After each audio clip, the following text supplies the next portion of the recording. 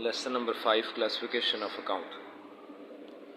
Classification of account से मुराद ये होती है कि अकाउंट्स को उसकी नेचर के मुताबिक डिवाइड करना इनटू डिफरेंट क्लासेस। ठीक है, तो अकाउंटिंग में जो है ना वो डिफरेंट तरह के अकाउंट्स इस्तेमाल होते हैं। सबसे पहले अकाउंट की डेफिनेशन लिखी हुई है कि अकाउंट होता क्या है। An accounting system which keeps separate record of each item. जितने भी आप ट्रांजैक्शन करते हैं उसके अंदर जितने भी आपके चीज़ें आती हैं, या तो वो आपके एसेट, लाइबिलिटीज़, इनकम, एक्सपेंडिचर या फिर कैपिटल के रेलिवेंट होते हैं, तो उन सब का अलग अलग से रिकॉर्ड रखना जो है ना, जहाँ पर हम रखते हैं सब का अलग अलग रिकॉर्ड, उसको अकाउंट कहा जाता है। अब नेक्स्ट है क्लासिफिकेशन ऑफ अकाउंट। तो यहाँ पर 4 लिखी गई हैं, बेसिकली 5 होती हैं। ठीक है, एसेट, लाइबिलिटीज़, इनकम, एक्सपेंडिचर और कैपिटल अकाउंट। ठीक है, यहाँ पे 4 हैं आपकी बुक में। 5वीं भी मैं समझा दूंगा, आपने समझ लेनी है। एसेट्स बेसिकली क्या होते हैं?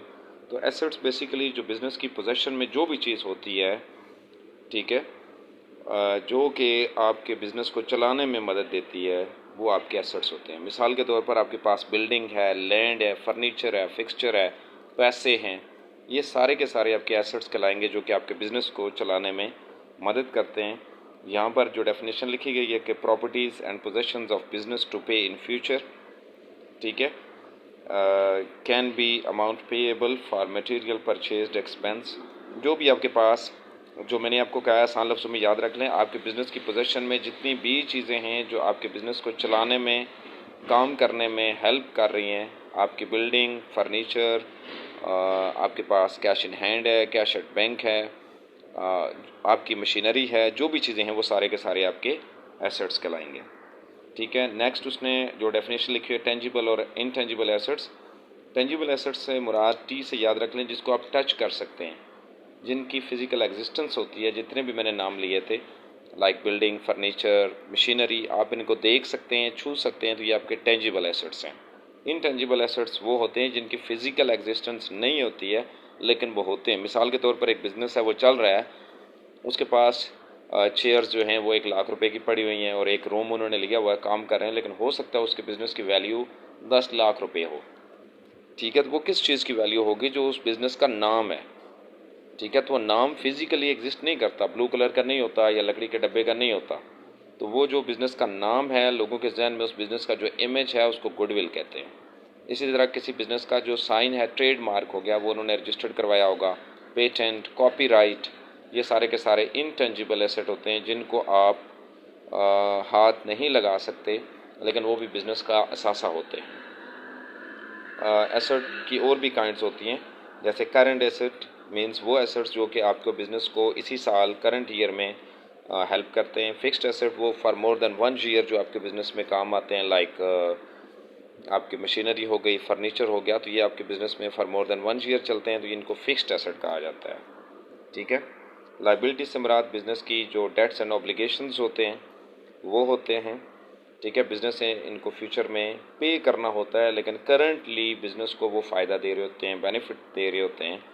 ठीक है, तो ये लाइबिलिटीज़ आसान लफ्ज़ों में अगर आप याद रखें, जितना भी आपने कर्जा लिया हुआ है लोगों से बिज़नेस को चलाने के लिए, वो आपके ज़िम्मे है कि आपने पे करना है, तो वो आपकी लाइबिलिटी है। Next is accounting equation. Accounting equation is always in this way, like assets are equal to liabilities plus capital. या मैं आपको एग्जांपल देकर समझा देता हूँ। मिसाल के तौर पर आपने मोटरसाइकिल लिया 2 लाख रुपए का, तो वो एसेट में आएगा मोटरसाइकिल। आपके अपने पैसे थे 1 लाख रुपया या 1,50,000 आपके अपने हैं, तो वो ऑनर इक्विटी में आएगा। और 50,000 जो आपने लोगों से लोन लिया या किसी फ्रेंड से लोन लिया, वो लाइबिलिटी में आएगा। और 2 लाख रुपीज़ का जो आपने बाइक लिया है वो एसेट्स में आ जाएगा। ठीक है, ऑनर इक्विटी मीन्स ऑनर का अपना पैसा, लाइबिलिटी मीन जो आपने लोगों से लोन लिया, और एसेट मीन्स उन दोनों के बदले में जो आपने कोई चीज़ खरीदी और बिज़नेस में लाई है। इनकम, जैसा कि आप लेक्चर नंबर 3 में देख चुके हैं, वो value of goods and services जो कि बिज़नेस के मालिक जो होते हैं चार्ज करते हैं फ्रॉम इट्स कस्टमर, उनको सर्विसेज के बदले में या जो अपनी चीज़ प्रोवाइड कर रहे होते हैं, तो वह उनकी इनकम होती है जो मालिक होते हैं। एक्सपेंस मीन्स उसी जो चीज़ें आप बेच रहे होते हैं उनको बनाने पर जो खर्चा आया हुआ है, ठीक है, वो आपका एक्सपेंस होता है। या फिर ये भी कह सकते हैं कि वो कॉस्ट जो कि आपने रेवेन्यू अर्न करने के लिए लगाई हुई है, ठीक है, वो आपका एक्सपेंस होगा। प्रॉफिट मीन्स जो कि आपकी इनकम फालतू होगी आपके एक्सपेंडिचर से, उसको प्रॉफिट कहते हैं।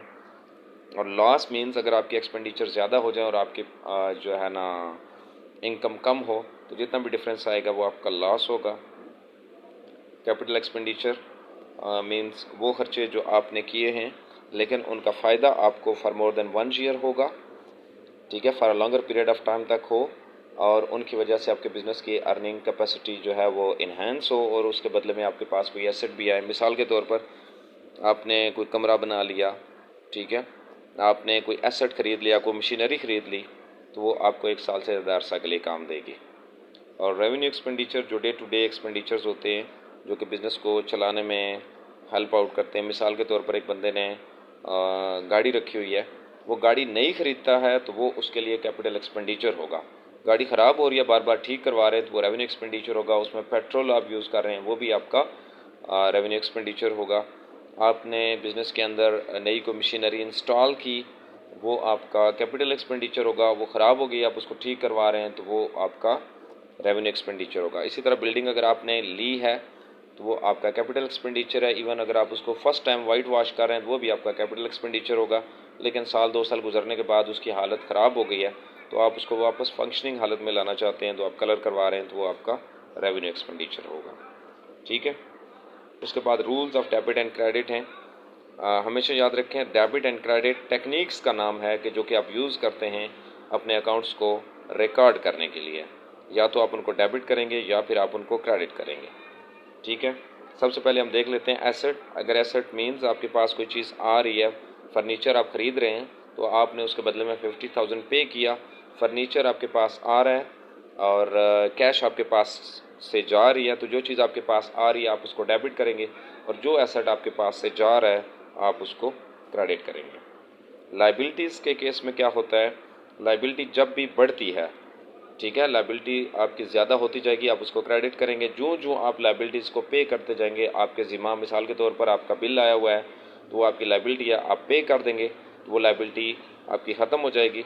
तो जब तक आपकी लाइबिलिटी होगी वो क्रेडिट में रहेगा, और जब आपने लाइबिलिटी पे कर दी, ख़त्म हो गया, तो वो डेबिट हो जाएगा। इंक्रीज़ इन लाइबिलिटी क्रेडिट होता है और डिक्रीज़ इन लाइबिलिटी जो होता है वो आपका डेबिट होता है। एक्सपेंस मैं अक्सर क्या करता हूँ, एक्सपेंडिचर में डी आता है तो हमेशा से याद रख लें, एक्सपेंडिचर में D, expenditure is always debit, ठीक है, एक्सपेंडिचर कभी भी क्रेडिट नहीं होता।